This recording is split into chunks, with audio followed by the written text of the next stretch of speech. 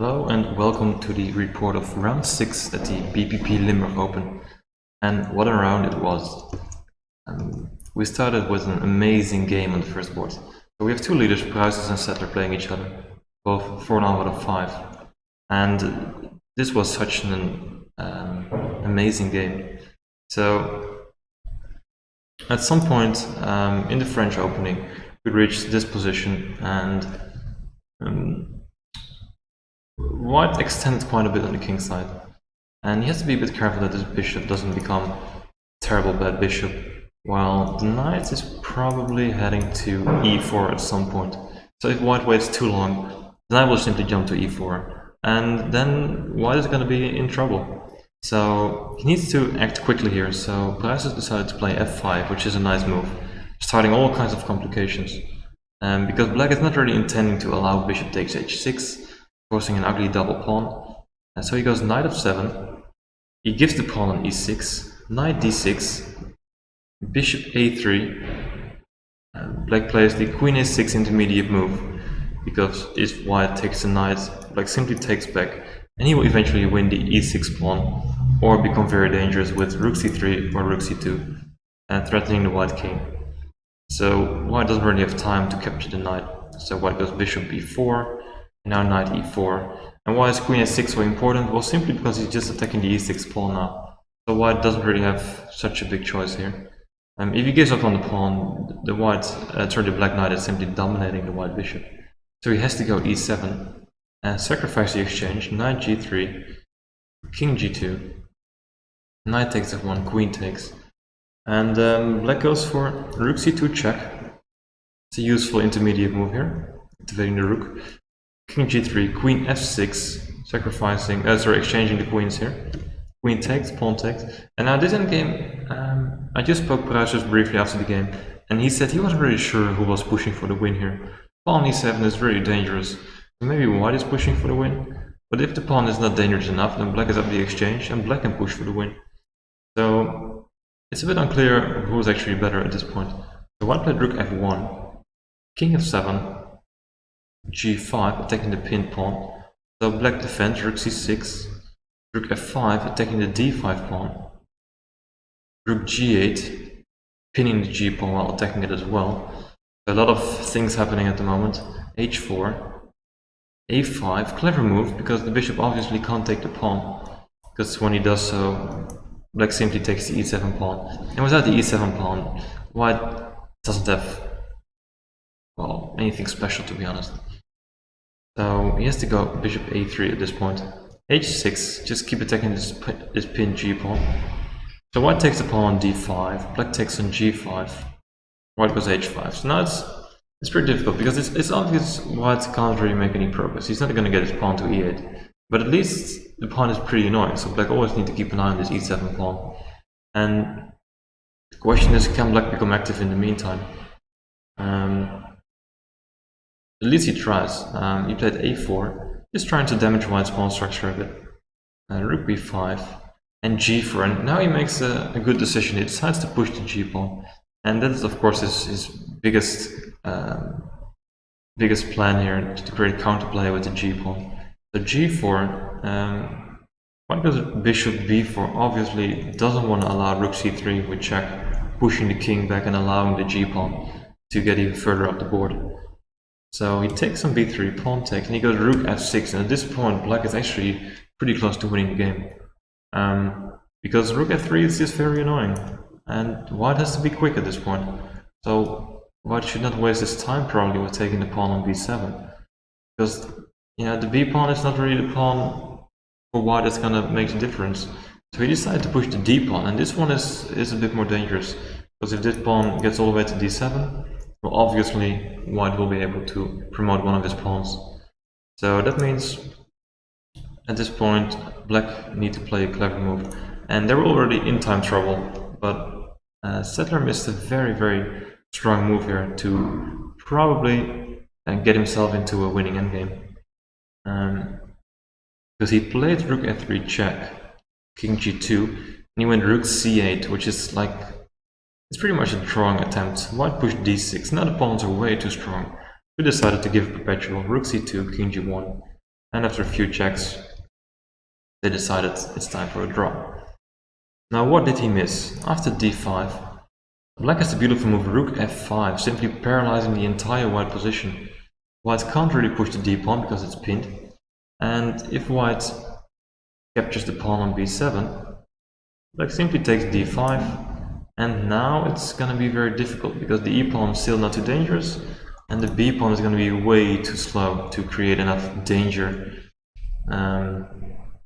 So black can simply, give check and start pushing his g-pawn himself. Now if he doesn't take on b7, then what else can he do? There's just not much left. The bishop needs to stay here to protect the e7 pawn, and white is just going to capture h5, make sure the d-pawn stays pinned, and he's slowly going to push his h-pawn up the board. And with two connected pass pawns, the win should not be far away. So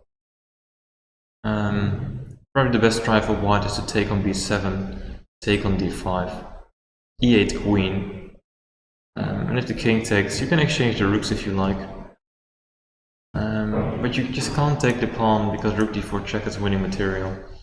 And yeah, maybe you can hope to achieve something here, but this looks very good for black. So the move rook f5 here would have been at this point probably winning for black. Yes, they were in time trouble, so it might be difficult to see. And after the game, Pruijssers already noticed the move during the game, and Sadler just said he just didn't see the move, else he would have for sure played it if he found it. So interesting game, very interesting game, close end game. The best chances for Sadler, but he didn't find it, so the game ended in a draw. So they're both on 5 out of 6 now. And they were joined by French player Christian Bauer, who just played a very good game. Out of the opening, he just got a comfortable position. And we go to move 21, where black just played rook to d8 as his final move. And the pin on d4 is quite annoying. And here Bertsen decides to play queen e2, not longer trying to hold on to the pawn. And actually, if black takes on d4, pawn takes, rook takes, bishop b2 gives white pretty good compensation for the pawn. And the bishop pair is quite strong. The weak c-pawn is gone, and it's not so easy for black here to convert this into a win. And white might create some threats against the black king. So this is a bit unclear, if you ask me. So he didn't take the knight on d4. He went queen a8. Very nice move, just putting pressure on the white king side a bit. White played rook d1, and black decided he's not going to take on d4 anyway, so he played the move rook c8. Once again, targeting the weak c3 pawn. And in the meantime, he had a very sneaky idea. So white plays bishop b3, and he just didn't see what was coming. Suddenly black takes on d4 with the bishop, which looks like a strange move. White takes back with the pawn, and now bishop f3 is such a beautiful move. The idea is quite simple actually. At this moment he's just hitting two pieces, and if white decides to take the bishop, you simply take with the knight.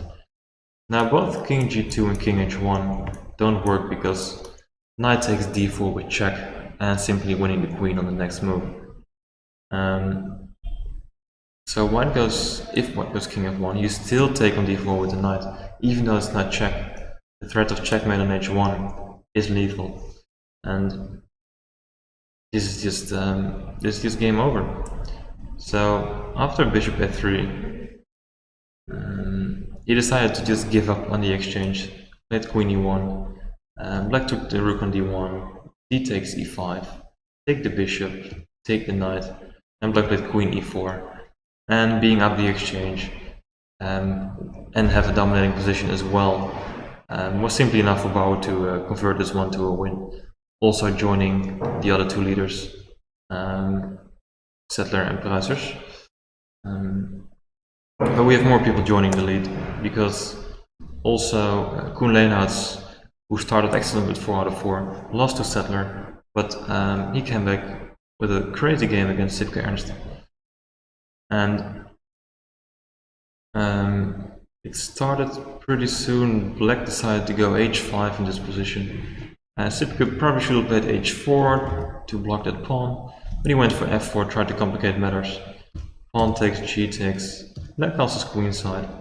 Okay, so they developed the pieces d3, bishop g4, queen e1, h4, so black's just pushing the h-pawn up the board.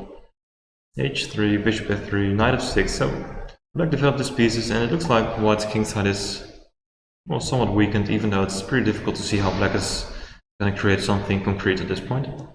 King h1, he exchanges bishops, knight g4, and bishop g1. Actually, I was starting to like the white position here. His king is quite safe, and white can try to launch an attack himself now. So black goes f5, knight c3, and obviously knight b5 is coming, with some trouble on c7.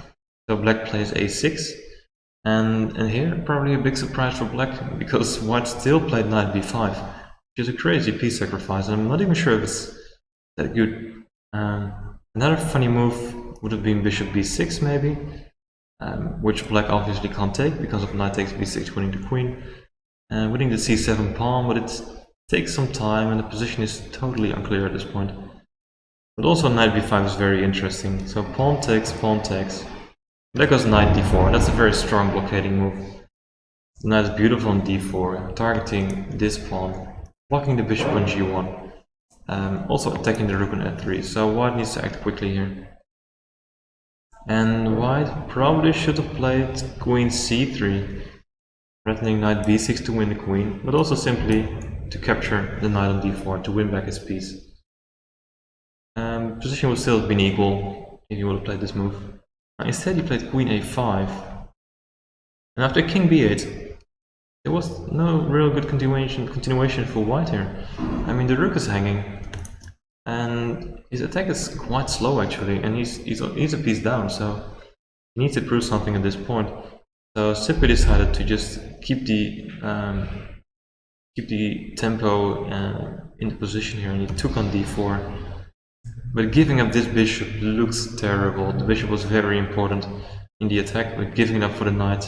Now black takes with the bishop, so suddenly this huge attacking piece is now a very strong defending piece for black, because the bishop is covering all these squares, which makes it very hard for white to accomplish anything in his attack. Not even mentioning his own king might even be in trouble after a move like knight f2 check. So he went rook c1, bishop b6, queen b4, and black simply played knight f2 check. Rook takes, bishop takes, and yeah, even a move like rook c7 doesn't really work, because you simply pin the rook, because there's checkmate on c1. If you take here, rook c1 will be checkmate. So Sippe's piece sacrifice was very interesting, but after that he blundered pretty soon, and well, he tried for a bit, but being a rook down, black easily converted this one into a full point. So white takes on c5, queen g4, he's just going for the attack himself, queen takes, rook e8, rook g1, and exchanging the queens, and Ernst resigned in this position because the endgame is simply lost for white. So also Koen Leenhout's rejoining the lead, and at the moment the last round is in progress, and we have 6 players with 5 out of 6, which is Matthew Sadler playing Ivan Sokolov, Christian Bauer playing Sebastian Bogner, and Koen Leenhout playing Janssen and Pruijssers. So those 6 players are going to fight for the tournament victory. Also 5 players half a point behind, but I don't think all top 3 games will end in a draw. So hopefully they're going to make it an interesting fight. So far the report of the 6th round, and thank you for watching.